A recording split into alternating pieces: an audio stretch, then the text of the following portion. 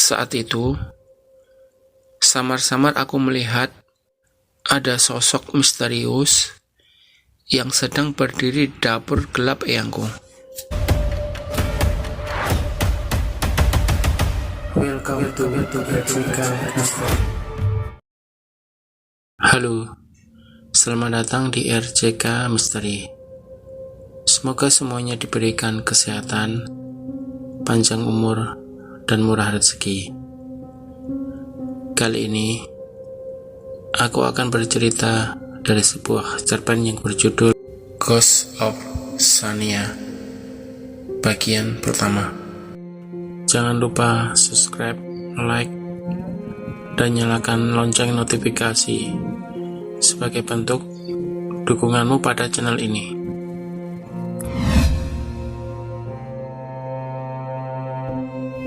Dik, mana jambunya? Teriakku lantang menengok ke arah pohon jambu itu. Di salah satu dahannya si Dika berusaha memetik satu persatu jambu dan menjatuhkannya ke arah kami. Iya, bentar, sautnya kemudian. Satu persatu jambu hasil petikan Dika saling berjatuhan. Aku, Rena, dan Azam memungutinya dan mengumpulkan ke kantong plastik berukuran besar. Tapi, ada jambu yang menggelinding jauh dan berhenti tepat di tungkai kaki seseorang. Aku berhenti dan diam di tempat sambil kupandangi kaki misterius itu sampai ke atas. Ini jambu kalian? Tanya seorang cewek padaku. Aku diam lagi saat kulihat wajahnya sangat cantik. Kecantikannya itu melebihi aku dan membuat aku iri banget lihatnya. Kulitnya putih mulus bak porselin. Wajahnya yang rada kayak cewek-cewek Korea. Apalagi rambutnya yang bergelombang. Indah berwarna coklat gelap. Iya, makasih ya, ucapku mengambil jambu dari tangannya. Oh iya, boleh aku gabung sama kalian? Aku sebenarnya rada henyak mendengar kata-katanya. Rasanya agak aneh aja.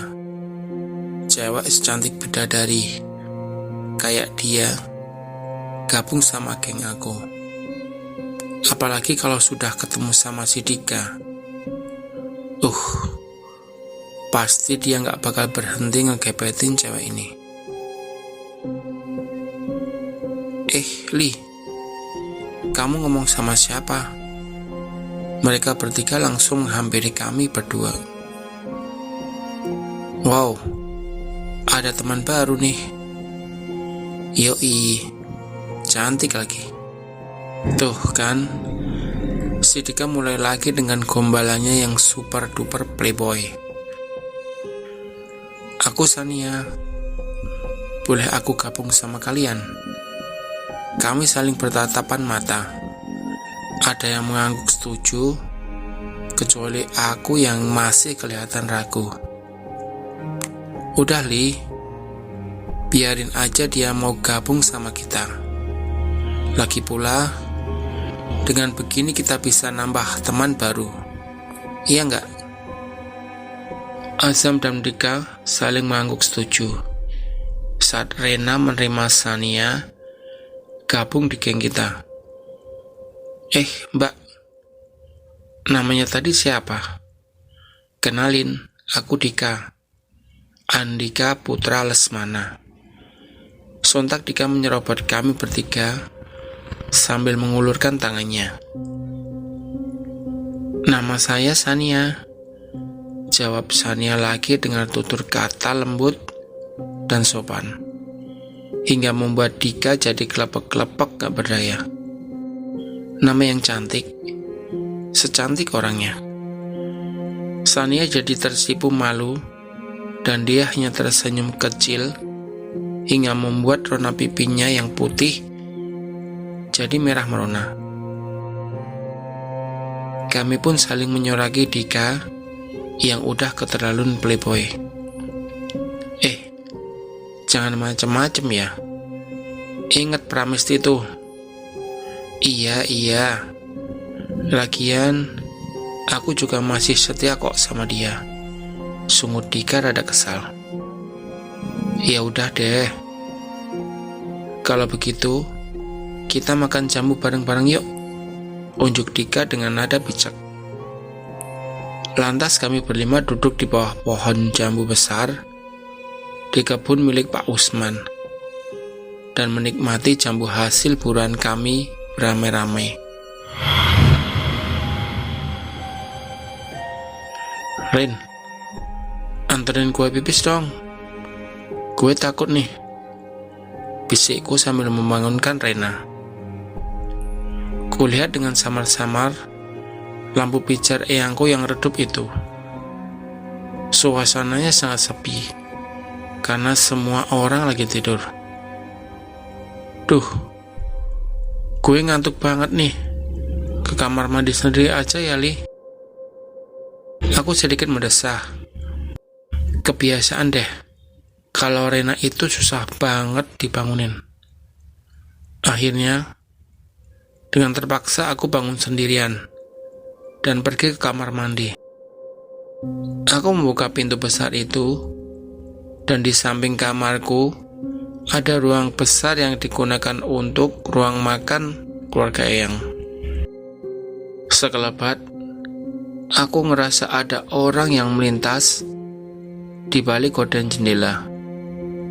Cepat banget menghilangnya. Aku berusaha tenang.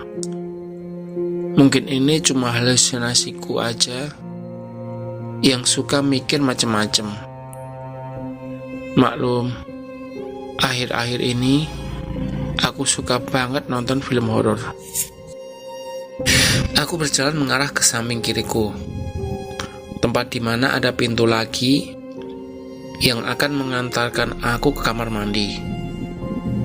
Lagi-lagi, aku merasa ada yang melintas di belakangku, dan sontak aja aku menoleh ke belakang. Siapa itu? Eyang, Rain, Dika.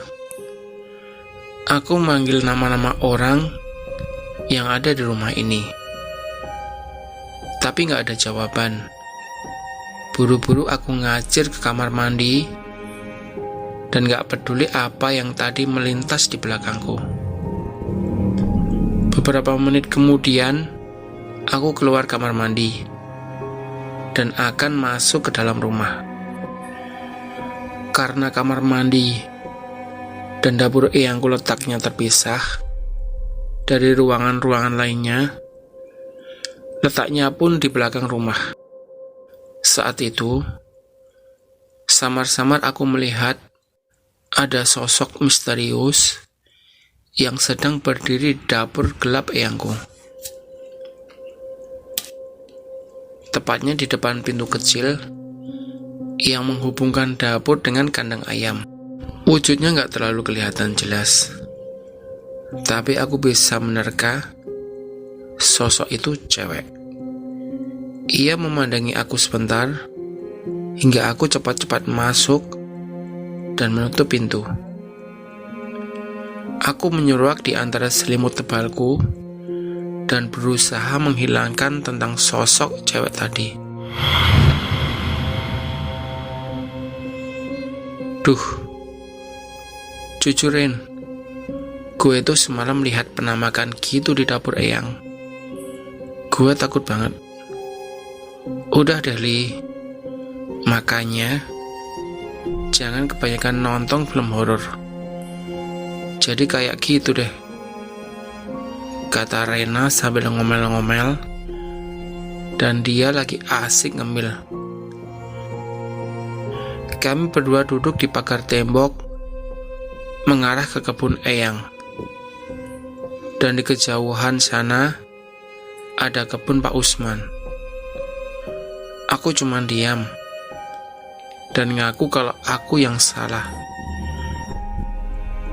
Tapi bisa nggak sih Rena percaya sama aku sedikit saja, kalau itu memang benar-benar kenyataan.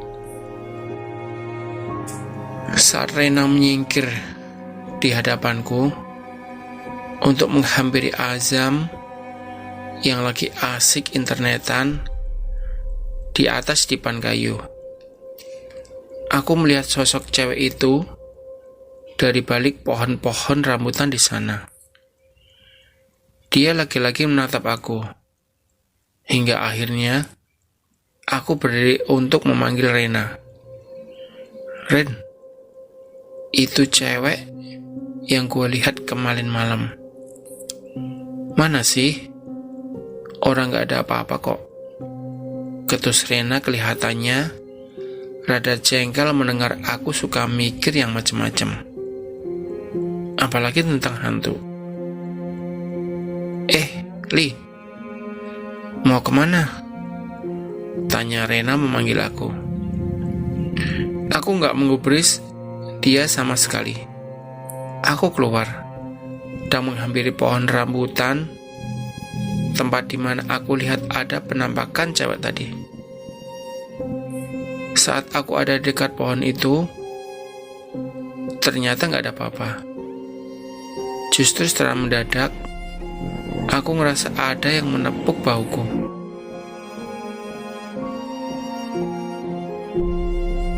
Aku menjerit, "Lili!" Ternyata suara itu berasal dari Sania. "Kamu ngapain di sini?" Tanya Sania padaku. Enggak kok. Aku cuma lihat-lihat saja, sambil menikmati udara pagi yang masih segar ini. Kalau kamu, Sania? Aku balik tanya sama dia. Sama kok, aku juga lagi jalan-jalan, terus ketemu sama kamu. Kamu gak kerja atau kuliah? Sania menggeleng dengan cepat sambil berkata, kuliahku lagi libur. Kita jalan-jalan yuk. Kalau aku ajak teman-temanku gimana? Kamu gak keberatan kan? Tentu, ucap Sania dengan senyumnya yang begitu hangat. Akhirnya aku memanggil ketiga temanku untuk ikut jalan-jalanku dengan Sania. Hari ini kami akan keliling desa eyangku. Mungkin gak empang, atau ke pinggir sawah, atau kalau enggak berburu jambu mete dan buah asem. Gila ya, tuh cewek secantik Sania masa tinggal sendirian di rumah besar itu? Ujar si Azam sambil membuka obrolan kami saat perjalanan pulang ke rumah eyang. Kami lagi asik menyusuri jalan kecil dengan samping kiri kami rumah warga yang dipagari oleh semak-semak belukar, dan samping kanan kami kebun yang sebagian besar ditanami pohon kelapa dan singkong. Kalian ngerasa ada yang ngikutin kita di belakang nggak?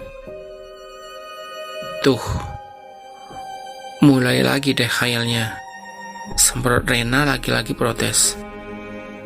Udah, daripada ngomongin Sania, apalagi ngubris tentang khayalan tingkat tinggi si Leli, mending buruan deh jalannya. Udah mau maghrib nih, keburu gelap tau, kata Azam menyudahi argumen konyol kami. Akhirnya kami mempercepat langkah yang masih berdiri pertigaan jalan setapak ini. Karena jalanan di depan rumah eyang hampir gelap, cuma dipancari sebuah lampu pijar di pinggir jalan. Itu pun jauh dari tempat kami melangkah. Dan beruntung banget karena rumah Eyang tinggal beberapa langkah lagi. Jadi kami bisa sampai di sana sebelum azan maghrib berkumandang. Dan hari senja telah benar-benar gelap. Hari ini, kami bertiga punya kesempatan buat mampir ke rumah Sania. Maklum, mumpung kami belum kembali ke Solo dan menikmati liburan kuliah kami yang masih tersisa banyak. Kami menembus tumbuhan ilalang yang tumbuh melintang di sekitar rumah besar Sania. Rumah Sania terletak di belakang kebun Pak Usman, dan itu pun kami harus melintasi lahan persawahan yang luasnya berhektar-hektar. Kalau dipikir-pikir, rumah Sania tuh beda banget sama rumah-rumah lainnya. Rumah Sania letaknya sangat sulit dijangkau oleh sebagian besar warga. Letaknya sangat tertutup oleh rimbunan pohon bambu dan rumput ilalang yang sudah memanjang hingga menutupi pandangan rumah itu. Letak bangunan besar itu di atas lahan kosong dan agak berdekatan dengan kuburan. Tapi yang bikin aku heran, kenapa Sania berani amat tinggal sendirian di rumah ini? Hai teman-teman, sapa Sania pada kami bertiga yang tengah memasuki ruangan tengah rumahnya. Selamat datang di rumahku ya. Anggap saja rumah ini kayak rumah kalian. Iya San. BTW, rumahmu gede banget sih. Tapi sayang banget kalau single Rena pada Dika. Aku dan Azam cuma bisa geleng-geleng kepala saat lihat tingkah konyol mereka berdua. Dika bisa aja deh. Lagi-lagi Sania cuma bisa menyungging senyum karena malu si Dika habis-habisan memujinya. Menurutku itu bukan kata pujian, tapi lebih ke sindiran. Kemudian Sania segera mempersilahkan kami masuk ke ruang tamu. Sebentar ya, Sania pergi ke dapur dulu, bikin suguhan buat kalian semua. Oke deh Sania, ucap Azam kemudian. Ren, Li, gue sama Dika keliling rumah. Sebentar ya, tugas Azam pada Rena. Iya, tapi jangan lama-lama ya, balas Rena. Kulihat Azam Dika segera cabut dari tempat kami yang sedang duduk manis di sofa. Tiba-tiba, aku dengar suara bisikan aneh di telingaku dan ngerasa ada desir angin di dekatku. Keluarkan aku dari sini. Bisikan itu terus menghantui aku sejak aku masuk di rumah ini. Aku berusaha tenang dan melihat-lihat seisi rumah Sania sambil melupakan bisikan aneh tadi.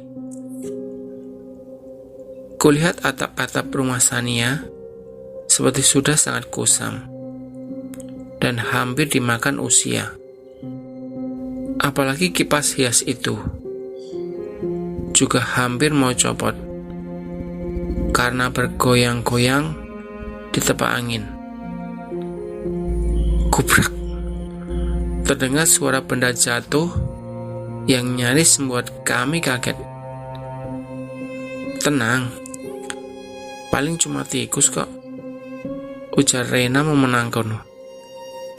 Tenang, paling cuma tikus kok, ujar Rena menenangkanku. Apa? Tikus?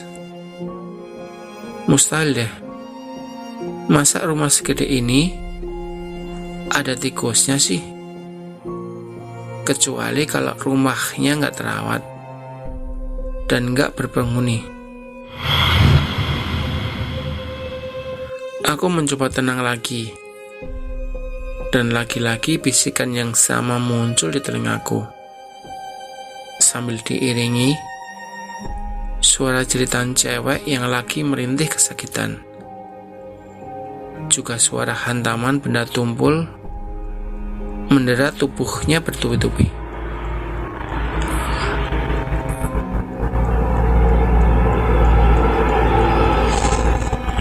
Aku memejamkan mata sambil komat kamit mengucapkan kalimat istighfar dan tahlil berkali-kali.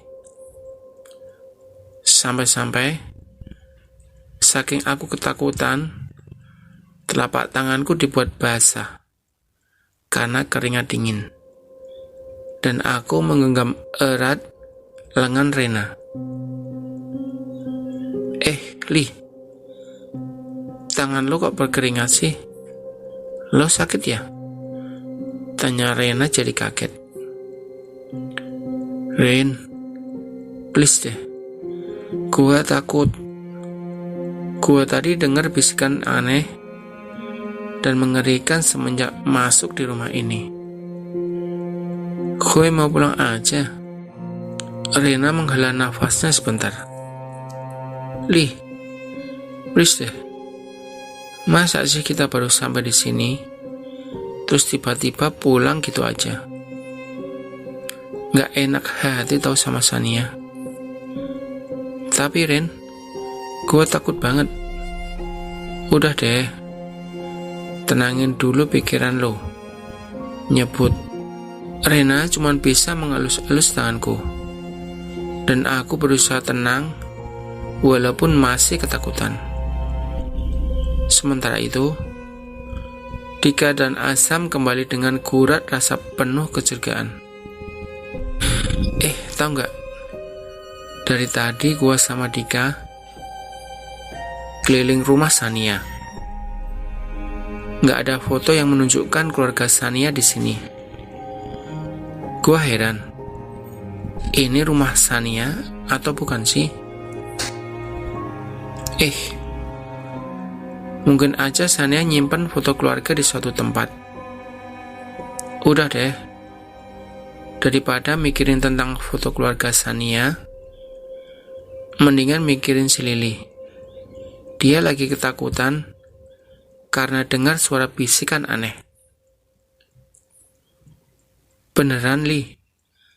Tanya Dika padaku. Aku gak menjawab pertanyaannya. Selain aku diam dan berusaha melupakan bisikan aneh itu saat tadi.